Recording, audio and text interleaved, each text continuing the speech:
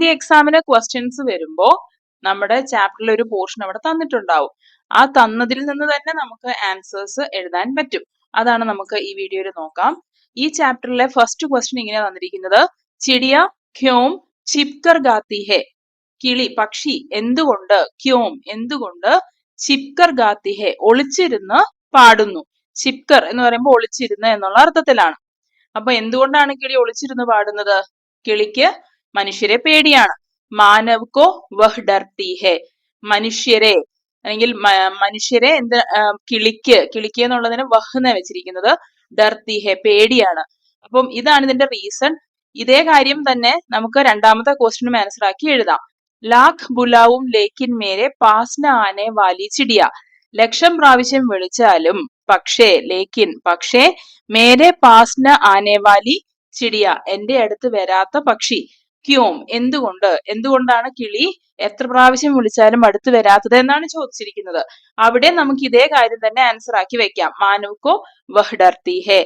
ഇനി ഇതിന്റെ കൂടെ ഈ ക്വസ്റ്റിനിന്ന് തന്നെ നമുക്ക് ഒരു സെന്റൻസും കൂടി എഴുതാം. ഇപ്പൊ ഫസ്റ്റ് ക്വസ്റ്റ്യൻ വന്നത് ചിടിയ ക്യോം ചിപ്കർ ഗാത്തി ഹെ. എന്തുകൊണ്ടാണ് കിളി ഒളിച്ചിരുന്ന് പാടുന്നത് എന്ന് ചോദിക്കുമ്പോൾ നമ്മൾ പറയും മാനവ് കോ വഹ് ഡർത്തി ഹെ ഇസ്ലിയെ.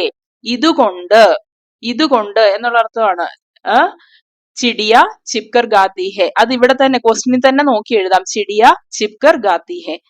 ഇനി ഈ ക്വസ്റ്റ്യൻ ആണ് വരുന്നതെങ്കിലോ അപ്പോഴും നമ്മൾ പറയും മാനവ് കോ വഹ് ഡർത്തി ഹെ. അല്ലെ, മനുഷ്യരെ പേടിയുള്ളത് കൊണ്ടാണ് ഒത്തിരി പ്രാവശ്യം വിളിച്ചിട്ടും കിളി വരാത്തത്. ഇനി അതിന്റെ ബാക്കി സെന്റൻസ് എങ്ങനെ എഴുതും? ഇസ്ലിയെ ഇത് കാരണം, വഹ് ഹമാരെ പാസ് നമ്മുടെ അടുത്ത്, ഹമാരെ എന്ന് പറയുമ്പോൾ നമ്മുടെ എന്നുള്ള അർത്ഥമാണ്. വഹ് എന്ന് പറയുന്നത് കിളിയെ ഉദ്ദേശിച്ചാണ്.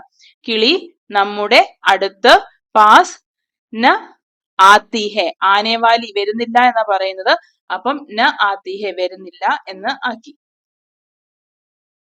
അടുത്ത ആക്ടിവിറ്റി ഇങ്ങനെയാണ്, നമൂനയ്ക്ക് അനുസാർ വാക്യ ബനായെ. നമൂനെ എന്ന് പറയുമ്പോൾ നമൂനയ്ക്ക് അനുസാർ മാതൃക അനുസരിച്ച് അല്ലെങ്കിൽ example, as per the example വാക്യ ബനായെ സെന്റൻസ് ഉണ്ടാക്കാനാണ് പറയുന്നത്. വാക്യം എന്നുള്ള മലയാളത്തിൽ നമ്മൾ വാക്യം എന്ന് പറയുന്നത്, ഹിന്ദിയിൽ വാക്യ എന്നാണ് എഴുതുന്നത്. ചിപ്കർ ഗാന എന്നാണ് ഫസ്റ്റ് തന്നിരിക്കുന്നത്, ഒളിച്ചിരുന്ന് പാടുക അല്ലെ. അപ്പൊ അതിന്റെ എക്സാമ്പിൾ ഇവിടെ തന്നിട്ടുണ്ട്. ചിടിയ ചിപ്കർ ഗാത്തി ഹെ. കിളി പക്ഷി ഒളിച്ചിരുന്ന് പാടുന്നു എന്ന് ഒരു സെന്റൻസ് ആക്കി എഴുതി. ഇനി അടുത്ത് തന്നിരിക്കുന്നത് പാസ്ന ആന അടുത്ത് വരുന്നില്ല എന്നാണ് അർത്ഥം. അപ്പൊ ചിടിയ പാസ്ന ആത്തി ഹെ പക്ഷി അടുത്ത് വരുന്നില്ല എന്നാക്കി. ഛഡ് ഉഡ് ജാന പെട്ടെന്ന് പറന്നു പോവുക എന്നുള്ള ഒരു പ്രോസ് ആണ് തന്നിരിക്കുന്നത്. അപ്പൊ നമ്മൾ എങ്ങനെ എഴുതും? ചിടിയ ഛഡ്, ഇതേ വാക്കുകൾ തന്നെ, ഛഡ് ഉഡ് ജാത്തി ഹെ. ഒരു ചെറിയ ചേഞ്ചേ വരുന്നുള്ളൂ, ജാത്തി ഹെ എന്നാക്കി. ഇനി ദാന ഖാന ധാന്യം കഴിക്കുന്നതിനെ പറ്റിയാണ് പറയുന്നത്. അപ്പോഴും ചിടിയ ദാന ഖാത്തി ഹെ. ഇവിടെ ഒരു സ്പെല്ലിംഗ് മിസ്റ്റേക്ക് വന്നിട്ടുണ്ട് ടൈപ്പ് ചെയ്തപ്പം. ഖാന, ഈ ഖാ തന്നെയാണ് കഴിക്കുന്നതിന് വെക്കേണ്ടത്. ഈ ഗ വെച്ച് കഴിഞ്ഞാല് ഗാ ന എന്ന് പറയുമ്പോൾ പാട്ട് പാടുന്നതിന്റെ അർത്ഥമാണ്. ഈ ഖ കണ്ടോ, ഈ ഖ വെക്കുമ്പോഴാണ് ഭക്ഷണം കഴിക്കുന്നതിന് മീനിങ് വരുന്നത്. അപ്പം ഖാ തീ ഹെ കണ്ടോ, ഈ ഖ തന്നെ വെക്കണം.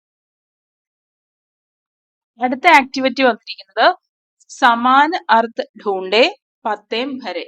അതായത് സമാന അർത്ഥം, ഇതിന് ഈക്വലന്റ് ആയിട്ടുള്ള മീനിങ് ഉള്ള അർത്ഥം നമ്മളോട് കണ്ടുപിടിക്കുക. പത്തേ ഭരെ, പത്താന്ന് പറഞ്ഞു കഴിഞ്ഞാൽ ഇല, ഇവിടെ ഇലകളല്ല തന്നിരിക്കുന്നത്, അതുകൊണ്ട് അങ്ങനെ ക്വസ്റ്റ്യൻ. പത്തേം ഭരെ ഇലകള് പൂരിപ്പിക്കാനാണ് പറഞ്ഞിരിക്കുന്നത്. ഇവിടെ ഒരു വാക്ക് തന്നത് ജൽദി. ജൽദി എന്ന് പറഞ്ഞു കഴിഞ്ഞാൽ പെട്ടെന്ന് എന്നുള്ള അർത്ഥമാണ്. പെട്ടെന്ന്. ഇപ്പൊ ഝഡ് എന്നുള്ളത് അതിന് പകരം വെക്കാവുന്ന ഒരു വാക്കാണ്. പിന്നെ തന്നത് പങ്ക് എന്ന് പറഞ്ഞാല് ചിറക്, പങ്ക്. അതിന് നമ്മൾ ഈ ചാപ്റ്ററിൽ പഠിക്കുന്നുണ്ട്. പർ എന്നും പറയും, ചിറകിന് പർ എന്നും പറയും. ഇനി തന്നിരിക്കുന്നത് ഡാലി എന്ന് പറഞ്ഞ ബ്രാഞ്ച്, അതിന് ഫുൻഗി എന്നും പറയും, ഫുൻഗി. ഇനി പക്ഷി എന്നുള്ളതിന് ചിടിയ എന്നാണ് വാക്ക്. അനോഖ എന്ന് പറഞ്ഞ യുണീക്ക്, ഒരു പ്രത്യേക തരത്തിലുള്ള എന്നാണ്. അതിന് നിരാലി എന്നും പറയാം, നിരാലി. ഇനി ആകാശ് എന്ന് പറഞ്ഞാൽ നമ്മൾ മലയാളത്തിൽ പറയുന്ന ആകാശം, അതിന് ആസ്മാൻ എന്നും പറയാം. അടുത്ത ആക്ടിവിറ്റി വന്നിരിക്കുന്നത് പങ്ക്തിയാം ഢൂണ്ടെ ലിഖെ.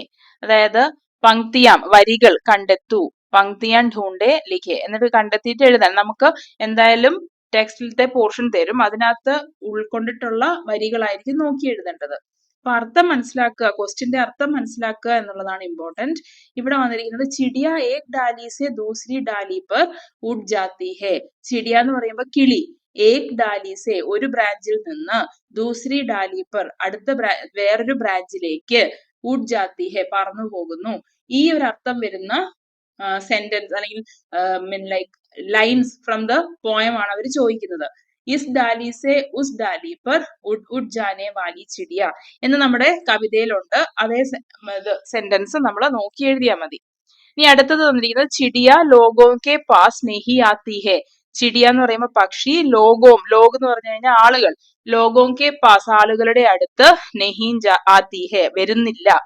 അതിന് അതേ അർത്ഥം വരുന്ന വരികൾ കണ്ടെത്തി എഴുതണം. ലാഖ് ബുലാവു ലേക്കിൻ മേരെ പാസ്ന ആനെ വാലി ചിടിയ. ലാഖ് ബുലാവും ലക്ഷം പ്രാവശ്യം വിളിച്ചാലും, ലേക്കിൻ പക്ഷേ, മേരെ പാസ്ന ആനെ വാലി ചിടിയ, മേരെ പാസ് എന്ന് പറയുമ്പോൾ എന്റെ അടുത്ത്, ആനെ വാലി ചിടിയ എന്റെ അടുത്ത് വരാത്ത പക്ഷി. ഈ ഒരു സെന്റൻസ് നമ്മുടെ കവിതയിൽ നിന്ന് നോക്കി എഴുതിയാൽ മതി. ഇനി അതേ ആക്ടിവിറ്റിയുടെ ബാക്കി ഇങ്ങനെയാ വന്നിരിക്കുന്നത്. ചിടിയ പത്തോമേം छिपकर गाती है. പക്ഷി ഇലകളിൽ ഒളിച്ചിരുന്ന് പാടുന്നു എന്നാണ് അർത്ഥം. പത്ത എന്ന് പറയുമ്പോൾ ഇല, പത്തോം മേം ഇലകളിൽ, ഇലകളുടെ ഇടയിൽ, ചിപ്കർ ഗാത്തി ഹെ ഒളിച്ചിരുന്ന് പാടുന്നു. അപ്പൊ നമ്മുടെ കവിതയിലുണ്ട് ഇതേ സെന്റൻസ്. ഇൻ പത്തോമേം ഉൻ പത്തോമേം ചിപ്കർ ഗാത്തേ വാലി ഗാനെ വാലി ചിടിയ.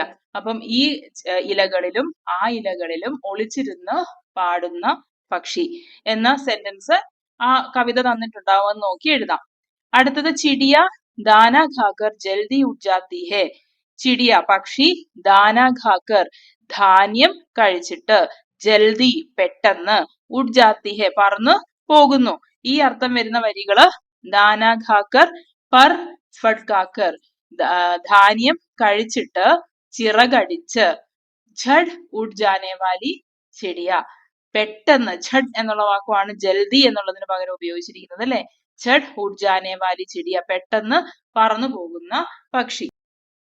ഇനി ഒരു ആക്ടിവിറ്റി ഇങ്ങനെയാണ്. കവിതാസെ ചുൻകർ ലിഖേ. കവിതയിൽ നിന്നും തിരഞ്ഞെടുത്ത് എഴുതുക. ഇവിടെ ഒരു എക്സാമ്പിൾ തന്നിട്ടുണ്ട്. ഉഡ്നെ വാലി അല്ലെ, പറന്നു പോകുന്ന.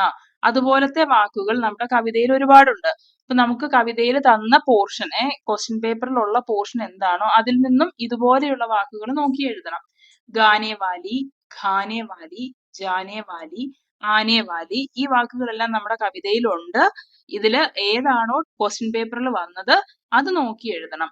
ഉഡ്നെ വാലി എന്ന് പറഞ്ഞ പറക്കുന്ന, ഈ ഗാനേവാലിയും ഖാനേവാലിയും ഇതൊക്കെ വായിക്കുമ്പോൾ രണ്ടും ഏകദേശം ഒരുപോലെയാണ്, അർത്ഥം വേറെയാണ്. ഗാനേവാലി എന്ന് പറഞ്ഞാൽ പാടുന്ന എന്നുള്ള അർത്ഥമാണ്. ഈ ഖായാണ് ഉപയോഗിക്കുന്നതെങ്കിൽ കഴിക്കുന്ന എന്നുള്ള അർത്ഥമാണ്. ഭക്ഷണം കഴിക്കുന്നതിനാണ് ഈ ഖ ഉപയോഗിക്കുന്നത്. ഇനി ജാനേവാലി പോകുന്ന, ആനേവാലി വരുന്ന. ജാന എന്ന് പറഞ്ഞാൽ പോവുക, ആന എന്ന് പറയുമ്പോൾ വരിക എന്നാണ് അർത്ഥം. ഇനി അടുത്ത ആക്ടിവിറ്റി ഇങ്ങനെയാണ്. ഊപ്പർ കെ നമൂനെ കെ അനുസാർ ശബ്ദ ബനായേ.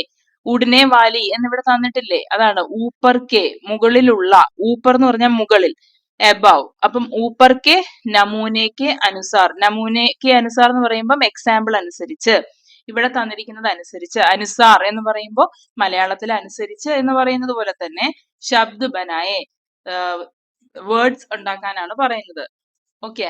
പി, അപ്പം ഉടനെ വാലി എന്ന് പറയുന്നത് പോലെ പി എന്ന് പറയുമ്പോൾ ലൈക്ക് കുടിക്കുക എന്നുള്ള അർത്ഥമാണ്. അപ്പൊ പീനെ വാലി എന്നാക്കാൻ പറ്റും, കുടിക്കുന്ന, പീനെ വാലി.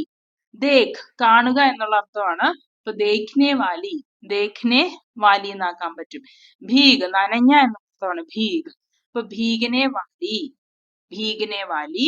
ആൻഡ് കർ ചെയ്യുക അല്ലെ, ആക്ടിവിറ്റീസ് ഒക്കെ ചെയ്യുക. കർ എന്ന് പറയുമ്പോൾ അത് ചെയ്യണം എന്നുള്ള, ചെയ്യുക എന്നുള്ള അർത്ഥമാണ്.